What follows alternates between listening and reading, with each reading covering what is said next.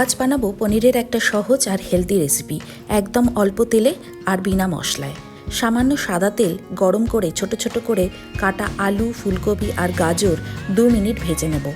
এরপর কড়াইশুঁটি অ্যাড করে অল্প নাড়াচাড়া করে নেব। তারপর এর মধ্যে দিয়ে দেবো পেঁয়াজ, ক্যাপসিকাম আর কাঁচা লঙ্কার কুচি। সবজিগুলো নরম হওয়া অবধি ভালো করে রান্না করব। অন্যদিকে পনিরটা একটা কাঁটা চামচ দিয়ে ভালো করে ম্যাশ করে নেব। সবজিগুলো ভালোভাবে সেদ্ধ হয়ে গেছে কিনা একবার চেক করে নিয়ে এর মধ্যে ম্যাশ করা পনিরটা মিশিয়ে দেব। সবজি আর পনিরটা ভালোভাবে মিশিয়ে নেব একবার। তারপর আমি এর মধ্যে একে একে অ্যাড করে দেব অল্প একটু নুন, সামান্য চিনি আর গোলমরিচের গুঁড়ো। এবার ভালোভাবে মিশিয়ে নিয়ে 5 মিনিট রান্না করলেই রেডি হেলদি পনির।